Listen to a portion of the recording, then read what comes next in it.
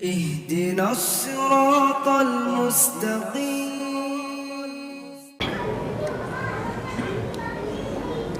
Bismillahirrahmanirrahim. Assalamualaikum warahmatullahi wabarakatuh.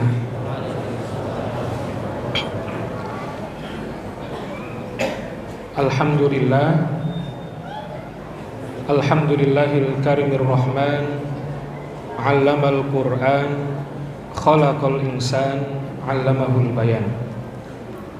Allahumma sholli wa sallim wa barik ala habibina wa syafi'ina wa maulana Muhammadin wa ala alihi walhamdulillahi rabbil alamin.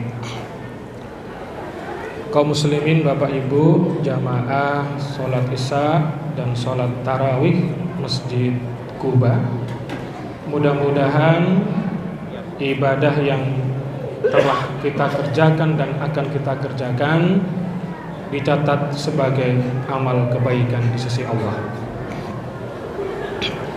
Allah berfirman, Ya ayyuhalladzina amanu kutiba alaikumus syiyam kama kutiba alal ladzina min qablikum la'allakum tattaqun. Wahai orang-orang yang beriman, diwajibkan atas kamu berpuasa sebagaimana diwajibkan atas orang-orang sebelum kamu, la'allakum tattaqun, agar kalian bertakwa. Nah, kaum muslimin rahimakumullah, baginda Nabi kita Muhammad sallallahu alaihi wasallam pernah bertutur menjawab pertanyaan Abu Dzar Al-Ghifari. Beliau katakan, Nabi itu jumlahnya banyak, 124.000. Sementara Rasul berjumlah 313. Dan Rasul pertama yang Allah utus itu adalah Nabi Nuh alaihi salam. Jadi sejak Nabi Adam sampai kemudian masa Nuh alaihi salam, sejatinya umat manusia itu sudah bertauhid. Ada kemusyrikan, ada maksiat, tapi belum ada kesyirikan. Lalu kesyirikan pertama itu terjadi pada zaman kakeknya Nuh alaihi salam. Lalu puncaknya pada masa ayah Nuh alaihi salam. Setelah itu Allah perlu mengutus seorang utusan. Faba'atsallahu nabiyyina mubasysyirina wa mundzirin. Dan rasul pertama yang Allah utus itu adalah Nuh alaihi salam. Nah, menarik sekali. Rupanya pada masa Nabi Nuh itu sudah ada syariat puasa. Syariat puasa pada zaman Nuh 3 hari dalam setiap bulan. Dan itu wajib. Bukan hanya untuk Nuh, tapi juga untuk umatnya. Saya tidak tahu apakah puasa pada masa Nabi Nuh itu sama dengan puasa yang disyariatkan pada zaman Nabi kita Muhammad, puasa sunnah 3 hari dalam 1 bulan yang kita kenal dengan Ayyamul Bid 13, 14 dan 15 Hijriah. Yang jelas syariat puasa sudah diwajibkan sejak Rasul pertama. Kemudian pada masa Nabi Daud, puasa wajib, tapi tidak sebagaimana yang dijalankan oleh Nabi Nuh. Di masa Nabi Daud, sehari berpuasa dan sehari tidak, dan itu bukan sunnah, itu wajib. Masyarakatnya, umatnya wajib untuk kemudian melaksanakan ibadah puasa itu. Lalu kemudian Maryam terkhusus Allah perintahkan berpuasa, tidak makan dan tidak minum, sekaligus tidak berbicara. Gak makan, gak minum, gak boleh ngomong. Dan ini menarik. Bapak Ibu kalau pernah ke pesantren di Serang, itu ada pesantren Abu Ya Mufassir, ada hal yang unik dan menarik, di mana 40 hari pertama santrinya itu tidak boleh ngomong, jadi puasa bicara. Lalu bagaimana kalau ada kebutuhan yang lain? Cukup menulis di tulisan, saya pinjam pulpen, saya tadi pinjam peci kamu, maaf tidak ada kamu, saya pakai aja. Itu menarik. Nah, intinya adalah kama kutiba 'alal ladzina min qablikum la'allakum tattaqun. Umat-umat terdahulu diwajibkan berpuasa, tujuannya cuma satu, la'allakum tattaqun. Nah, Bapak Ibu yang dirahmati Allah, kita sebagai manusia, apa sih yang kita inginkan dalam hidup ini? Coba kalau saya tanya ke ibu-ibu, ke bapak-bapak, Bapak Ibu dikasih hidup, pengen apa sih? Mayoritas akan menjawab, Ustadz, hidup bahagia, sukses, apalagi selamat dunia akhirat, banyak duit, banyak rezeki, banyak anak, semua akan menjawab seperti itu. Nah, untuk mencapai sukses, untuk mencapai kebahagiaan secara paripurna, kita butuh kata kunci yang namanya takwa. Dan kita tidak bisa bertakwa secara paripurna sebelum kita menjalankan syariat yang namanya puasa. Karenanya, ketika Rasulullah SAW beliau masih berada di Mekah dan jauh sebelum diangkat menjadi Nabi dan Rasul, Nabi sudah menyaksikan masyarakatnya berpuasa. Orang-orang Quraisy itu berpuasa. Puasa Asyura, tanggal 10 Muharram itu ya, setahun sekali. Dan sebagian orang Quraisy dalam tiap bulannya itu juga ada yang berpuasa. Jadi sebelum Nabi diangkat menjadi Nabi dan Rasul, masyarakat Quraisy berpuasa dan Nabi pun ikut berpuasa karena merasakan bahwa puasa itu kebutuhan manusia. Memang Allah perintahkan, tapi sejatinya itu manusia yang butuh. Lalu ketika Nabi pindah ke Madinah, beliau menjumpai rupanya orang-orang Yahudi, terutama dari Bani Nazir dan dari Bani Quraidah, juga saat itu berpuasa. Lalu Nabi bertanya, puasa apa kalian ini? Dijawab, ini adalah hari kesyukuran, di mana hari ini Nabi kita Musa alaihissalam diselamatkan oleh Allah dari kejaran Fir'aun. Maka untuk mensyukuri hal itu, kami orang-orang Yahudi kemudian berpuasa. Lalu apa kata baginda Nabi kita Muhammad SAW? Nahnu ahaqqu minkum bi Musa. Kalau begitu, kami lebih berhak terhadap Musa daripada kalian. Maka setelah kejadian itu, puasa Asyura tanggal 10 Muharram itu kemudian diwajibkan. Jadi wajib saat itu hukumnya. Cuman kewajiban puasa Ramadan belum turun. 19 bulan setelah puasa Muharram diwajibkan itu, tepatnya pada tahun 2 Hijriah, syariat puasa Ramadan baru diturunkan. Tapi yang menarik adalah pada awal disyariatkannya puasa Ramadan itu masih opsional. Yang mau berpuasa silakan, yang tidak berpuasa boleh, tapi wajib membayar fidyah. Jadi itu aturan mainnya pertama kali ketika syariat puasa diturunkan. Masih opsional. Puasa wajib, tapi tidak berpuasa boleh, tapi wajib menggantinya dengan fidyah. Wa 'alal ladzina yutiqunahu fidyatun ta'amu miskin. Kenapa demikian? Karena pada awal disyariatkannya puasa itu, menjalankannya itu berat sekali. Kenapa berat? Jadi ketika sahabat sudah berbuka puasa pada saat maghrib itu, mereka masih boleh makan dan minum selama belum tidur. Jadi kalau sudah tidur, itu sudah gak boleh makan dan minum lagi meskipun fajar belum terbit.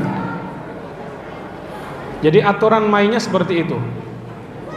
Lah kalau habis sholat taraweh jam 10 kemudian tidur, maka saat bangun jam 3:30 itu sudah gak boleh makan dan minum lagi. Inilah yang kemudian wa 'alal ladzina yutiqunahu fidyah. Jadi silakan berpuasa, gak berpuasa pun boleh, tapi wajib menggantinya dengan fidyah. Lalu syariat puasa itu kemudian menjadi wajib tanpa tebang pilih, tanpa pilihan. Faman syahida minkumus syahra falyasum. Setelah puasa itu kemudian wajib, bukan lagi opsional, tidak ada lagi pilihan, maka siapapun dalam keadaan apapun wajib berpuasa, tapi tetap dengan keringanan-keringanan. Dikisahkan ada salah satu sahabat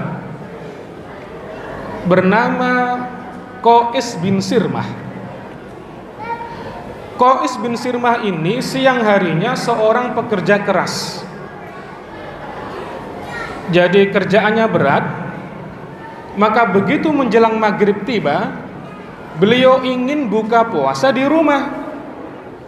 Apa yang terjadi setelah Qais ini sampai di rumah? Ternyata tidak didapatinya makanan dan minuman. Lalu istrinya pamit hendak mencari makanan di luar. Setelah sang istri ini kembali, rupanya dijumpailah Qais ini sudah tertidur. Itu artinya Qais tidak boleh makan dan minum meskipun belum buka puasa. Dan karena puasa itu sudah bukan lagi opsional, wajib, mau gak mau Qais keesokan harinya harus berpuasa. Dan para sahabat berpuasa. Maka apa yang terjadi? Qais esoknya berpuasa, sementara hari sebelumnya belum berbuka, dan dia seorang pekerja berat. Maka di siang harinya Qais ini kemudian jatuh pingsan. Kejadian ini kemudian sampai kepada Rasulullah Sallallahu Alaihi Wasallam. Dan pada awal disyariatkannya puasa ini, tentu sangat berat juga dijalankan oleh para suami. Kenapa? Karena ketika sudah berbuka pada saat maghrib itu, para suami itu masih dibolehkan bercumbu dengan istri dengan ketentuan salah satu di antaranya belum tertidur. Nah, Umar bin Khattab setelah buka puasa itu kemudian punya hajat kepada istrinya, disampaikan, lalu dijawab oleh istrinya, "Mas, saya sudah tidur." Itu artinya Umar tidak boleh lagi melanjutkan. Maka Umar buru-buru keesokan harinya mendatangi Rasulullah. "Ya Rasulullah, sungguh puasa Ramadan ini berat untuk kami laksanakan. Lihatlah Qais yang kemudian jatuh pingsan. Dan juga saya semalam ditolak oleh istri. Dan mungkin para sahabat yang lain, hanya saja mereka tidak berani menyampaikan. Lalu belum sempat Rasul menjawab, turun ayat lanjutannya 187 itu, uhilla lakum lailatas siyami rafathu ila nisaikum. Intinya para sahabat meskipun sudah berbuka pada saat maghrib, meskipun sudah tertidur, masih atau sudah dibolehkan untuk kemudian makan dan minum. Dan pada akhirnya seperti apa yang kita kerjakan pada hari ini. Jadi kaum muslimin Bapak Ibu yang dirahmati Allah, menarik sekali syariat puasa ini adalah penuh dengan rahmat Allah. Ada proses dalam penetapannya, ada tahapan, dan inilah yang kemudian membedakan syariat Allah dengan asy-syar'iyah. Asy-syariah dengan asy-syar'iyah ini berbeda. Asy-syariah itu ketentuan Allah, asy-syar'iyah itu konstitusi manusia. Jadi dalam penetapan syariat Allah dibarengi dengan kasih sayang untuk memudahkan dan tidak menyulitkan manusia. Jadi syariah ditetapkan dengan proses yang kemudian tujuannya adalah agar manusia itu tidak sulit menjalankannya. Asy-syariah dalam penetapannya dibarengi dengan kasih sayang. Sementara asy-syar'iyah, konstitusi manusia, tentu tidak ada satu konstitusi pun di dunia ini yang bebas dari kepentingan kelompok, yang bebas dari kepentingan penguasa. Nah, karenanya Bapak Ibu kaum muslimin rahimakumullah, untuk menjadi hamba yang bertakwa, la'allakum tattaqun, kita butuh yang namanya puasa. Kama kutiba 'alal ladzina min qablikum la'allakum tattaqun. Dan ini kalau kita bandingkan syariat yang kita jalankan puasa hari ini, kalau kita bandingkan dengan umat-umat terdahulu, mungkin kita yang paling ringan. Kita nggak bisa membayangkan bagaimana umatnya Nabi Daud diwajibkan berpuasa satu hari tidak. Bagaimana Maryam diwajibkan berpuasa sekaligus puasa bicara, mungkin kita tidak akan sanggup. Nah, lalu apa yang harus kita persiapkan untuk menjadi hamba yang bertakwa? La'allakum tattaqun. Kaum muslimin rahimakumullah, ada satu kaidah dalam kehidupan kita yang ditulis oleh para ulama. Beliau mengatakan begini, kathratul misas tumitul ihsas. Artinya apa? Seringnya berinteraksi itu dapat membunuh sensitivitas. Jadi kata para ulama seperti itu. Seringnya berinteraksi, bertemu, itu dapat membunuh sensitivitas. Bapak Ibu, kalau kita berada di tempat pembuangan sampah misalnya, mungkin menit pertama, menit kedua kita akan tutup hidung. Tapi bagaimana kalau sudah setengah jam, 1 jam? Tentu akan kita lepas penutup hidung itu. Kenapa? Karena sudah terbiasa. Nah, saya ingin bertanya kepada Bapak Ibu sekalian, sudah berapa tahun Bapak Ibu berjumpa dengan bulan Ramadan? Maka tentu jawabannya bervariasi. Kalau kita pukul rata hari ini usianya 40 misalnya, maka ketika diwajibkan puasa berarti kita sudah balik dan itu usia 15 tahun. Artinya minimal 15 tahun kita sudah berjumpa dengan bulan puasa. Nah, sering banyaknya berjumpa dengan bulan puasa Dikatakan oleh ulama jangan sampai kemudian menjadikan sensitivitas kita itu kemudian hilang. Nah, kalau kita keluar dari ruangan ini misalnya, adakah dari bapak-bapak yang kemudian begitu sampai di pintu pagar kemudian disambut oleh istri, sang istri kemudian berkata, "Ya Allah ayah, saya kangen banget sama ayah"? Tentu hampir mungkin tidak ada, kecuali belum bayar kontrakan. Kenapa? Karena 1 jam yang lalu sudah bertemu. Nah, ini fatal ketika kemudian terjadi di bulan Ramadan, sensitivitas kita hilang. Sudahlah Ustadz, kita sudah sering bertemu dengan Ramadan. Tidak benar seperti itu. Maka bagaimana untuk menumbuhkannya? Kata para ulama, yang pertama, ilmu kita harus komplit sebelum masuk tanggal 1 Ramadan, terutama tentang ilmu fikih. Bagaimana puasa Ramadan itu, apa yang membatalkan, apa yang tidak membatalkan, itu harus dilaksanakan. Dan setelah kita punya bekal ilmu itu, tentu kita ingin menjadi sesuatu yang berbeda di bulan Ramadan itu. Artinya ada peningkatan. Ingin menjadi ahli Quran level tertinggi, ingin menjadi ahli qiyam level tertinggi. Nah, untuk menjadi ahli ibadah level tertinggi itu, kita tidak akan pernah berhasil tanpa adanya pemanasan.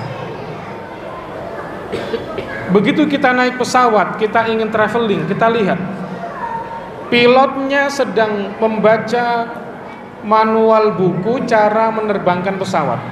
Kira-kira kita mau lanjut naik pesawat atau tidak? Tentu kita tidak akan jadi naik pesawat. Apakah hari ini kita melihat ada seorang atlet sepak bola yang kemudian masuk ke lapangan tanpa adanya pemanasan? Tentu tidak ada. Sehebat-hebatnya Cristiano Ronaldo itu pasti pemanasan.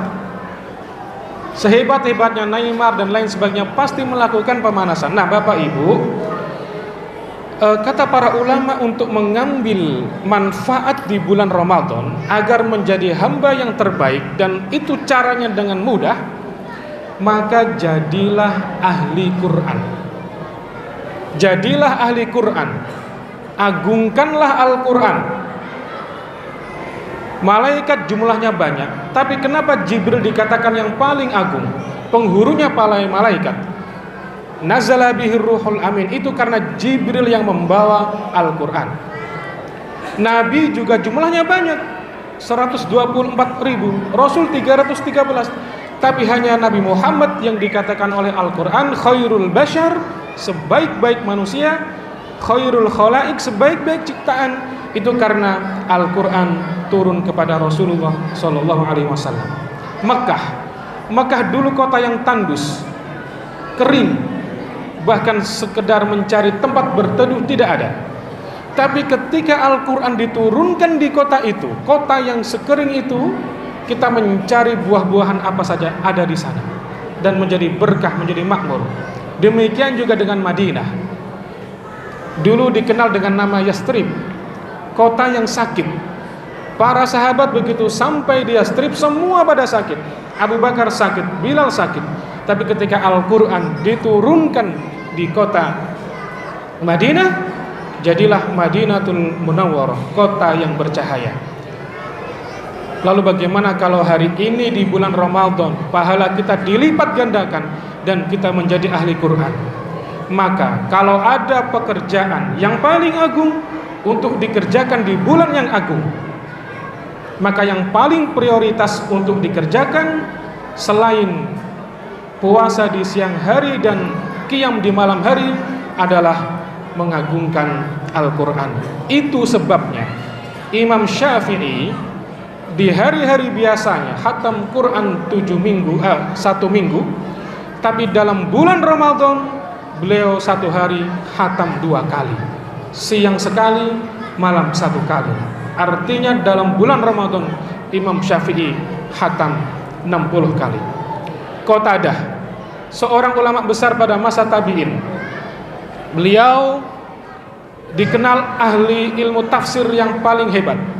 Maka kata para ulama seperti Sufyan Ats-Tsauri mengatakan, tidak ada ulama yang ilmu tafsirnya melebihi Qatadah. Karena Qatadah yakhtimul Qur'an fi sab'in. Kata para ulama, Qatadah mengkhatamkan Quran pada hari-hari biasanya 1 minggu. Dan setelah masuk bulan Ramadan, beliau khatam 3 hari sekali. Tapi begitu masuk 10 hari terakhir bulan Ramadan, beliau setiap hari khatam. Demikian juga dengan imam yang lain, Ibnu As-Sakir, khatam di bulan Ramadan 2 hari sekali. Dan kita umat bangsa Betawi ya, orang-orang Betawi punya tradisi bagus. Sebelum masuk bulan Ramadan itu pada tutup ya pengajian-pengajian dan diseremonialkan. Dengan harapan apa? Masuk bulan Ramadan banyak-banyak membaca Al-Qur'an.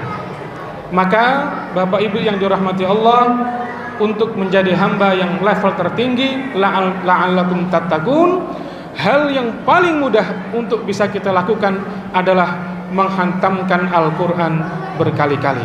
Jangan sampai di luar bulan Ramadan kita tidak khatam, di bulan Ramadan pun tidak khatam. Na'udzubillah. Saya doakan mudah-mudahan minimal semuanya khatam Quran 1 kali. Amin. Saya kira demikian. Mudah-mudahan ada manfaatnya. Barakallahu fikum ajma'in. Wassalamualaikum warahmatullahi wabarakatuh.